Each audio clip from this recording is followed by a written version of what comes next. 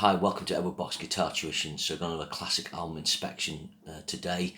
So 1976, October the 9th, 45 years ago, the Scorpions released their fourth album, the seminal Virgin Killer. So this is a key album in the Scorpions catalogue, as it got more international recognition. It charted in Japan, and they sort of toured around Europe on the back of it, and it sort of set things in motion for them to become a bigger international act. So what's it like listening to it now? It was recorded, I'm just looking on the computer here, at Dieter Dierks' studio in Stahlheim, West Germany. Obviously they had a production deal, I guess, with Dieter Dierks, and this would carry on all the way through to the Savage Amusement album. And what does this record sound like? It's got a good sound. It doesn't have the sort of great clarity and separation, but it compares well with other stuff from the era. Remember, at this point, there's no such thing as a heavy metal producer in inverted commas, and there's not really, a kind of defined idea of what a heavy metal hard rock album should sound like. There's not even a concept really that there's this thing called heavy metal or hard rock. There's just heavier music. So the Scorpions, I would always mark out as a hard rock band, was but an influence on heavy metal, and it's got some heavy stuff on this album. It's the second one with Francis Buchholz, and it's the last with Rudy Lenners. The Scorpions have never particularly had great drummers to me, although now they've got Mickey Dean and had James Kotak prior to that, I think they've got excellent drummers. So what's it like? So it opens with a real Scorpions classic, Pictured Life. So there's two sort of factors with this. It's written by Klaus Uli, and Rudolf. It's got this kind of more spacey sort of deep, meaningful lyrics. Later on, the Scorpions would sing about partying and rock and roll. At this time, there's more kind of fantasy or introspective lyrics, which started as on the Flight of the Rainbow album and got more prevalence on In Trance. It's only 3 minutes 21. It's got a great sort of chopped riff, which I think is interesting. And the other thing is it's on a minor chord, so they're kind of breaking out of that thing where they're just using power chords. And then Uli John Roth uses double track guitars, and he does a trill using the harmonic minor scale, Phrygian dominant mode, and he harmonises himself. So this is something to be very influential. You'll hear this later on with things like Randy Rhoads, players like that. He's a big influence on Marty Friedman. Really, Uli John Roth kind of on this album and In Trance starts to invent the kind of heavy metal style of guitar playing, along with Michael Schenker. And when the next album comes out, it will kind of define what whole sound's going to be like in the mid-80s in a way. This is a great track. It's really good arrangement. Klaus's vocals are great. I've always loved Klaus. This is the stage in his career where he is going for the higher notes. He's kind of doing more kind of Plant-esque kind of wailing, really ripping his voice. But he's always had a real melody to it. Now, a lot of people, can turn some people off, but I think he's one of the greats. So that's track one, classic. Track two's another classic. This is on the Tokyo Tapes album, I think. Another staple, Catch a Train. So this is a more up-tempo rocker. Really good. The sound, like I said, the album is just drums, bass, two guitars.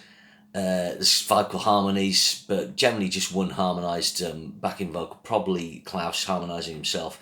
And then Uli will overdub his solos, or he may do a harmony part, but it's pretty straight ahead. There's not really much more going on. I think Dieter Dierks always kind of did at Scorps. He sort of captured the basic essence of the band, stripped down.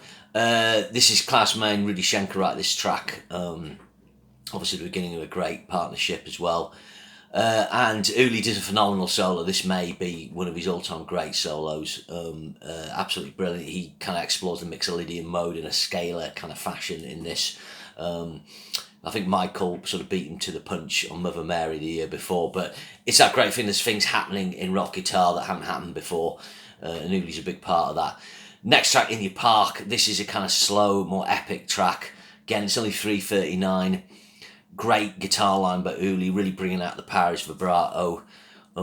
Drops down to quiet verse, quite progressive. Cool vocal from Klaus. Another great track. It's really, really hitting heavy. Then next track, 3 minutes and 10. This is on Tokyo Tapes as well, Backstage Queen. This is a real kind of sort of party rocker. I really like it, like Klaus vocal. Really cool guitar part by Uli on the chorus on this. I think it's an overdub, and it's just like single notes, it's wah wah. But if you know Uli's playing, he gets that almost kind of chainsaw wah kind of sound. You can hear that in the back of the mix, and then he does another face melter of a solo. He does a great vibrato. The last note, the intensity of the vibrato, you can hear that's something that players are going to pick up on. And the vibrato is going to get wider. I suspect Eddie Van Halen was a bit influenced by Uli. He used to play Speedy's Coming, Van Halen. I've always thought the whammy bar stuff, he possibly kind of got some ideas off Uli, although he'd never admit it. And then again, the wider vibrato. And then last track on side one for him is 41. This is solely written by Uli Roth, but he didn't sing it, thankfully.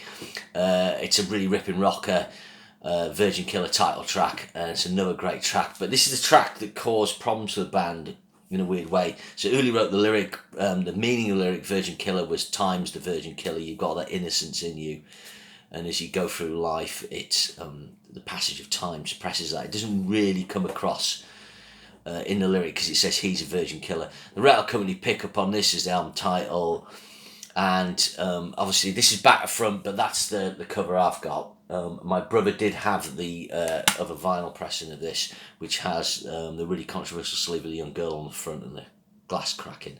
So this caused a lot of problems for the band. It gradually gets like the most horrible album covers of all time. He actually got in trouble with Wikipedia and Facebook as well. But apparently the photo shoot, his parents there and stuff, and I guess it's just what happens at the time. Uli Roth said, he should have stood up and fought hard, but, they were young guys, and you make bad decisions when at this point, Uli's only 21, 22, Klaus, 27, Rudy, no, 26, 28, sorry, Rudy, 27, 28, so that was a bad decision, that album cover. But unfortunately, you do get dodgy album covers at that time as well, like Blind Faith and things like that. So that probably didn't help the album. Okay, so side two's not as strong. I'm opens with Hellcat. Now I like this track. This is solely written by Uli, and this is where the sort of how do I put it? It's that artistic tension in the band is Uli's kind of Hendrix inspired stuff, and then the kind of stuff that Rudy and Klaus are writing, and occasionally interact with Uli on. I like this track, it's kind of funky. I don't know why Uli sings it, I don't know why he sung anything in the Scorps.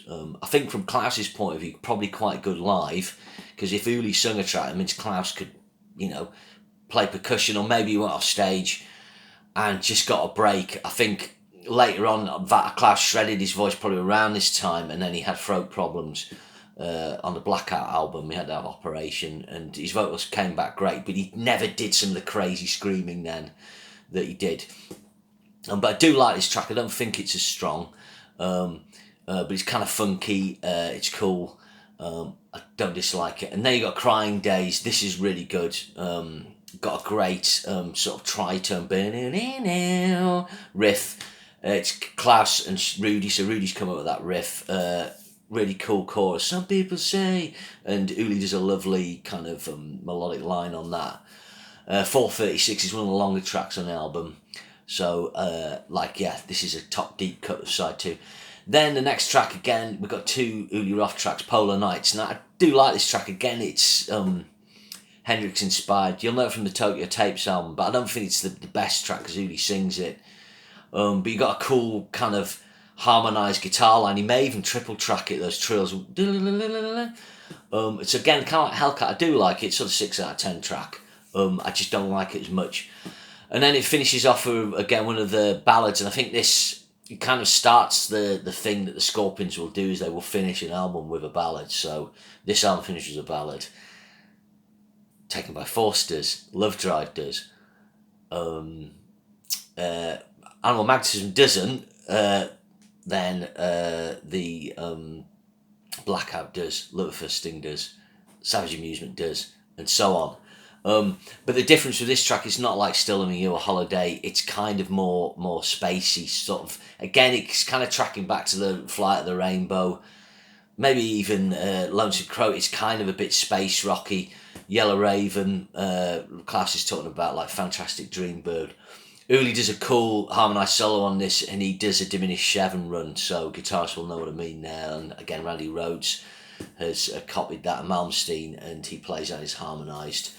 And it's yeah, it's a lovely track actually. It's a really nice way to finish on. Beautiful guitar by Uli, beautiful harmonised guitar lines. Again, very influential. So yeah, it's a great record. Like I say, I feel the sort of Uli tracks just let it down a bit. And the production, I mean, I listened to it on a bad system, and then I actually cranked a couple of tracks on the other system.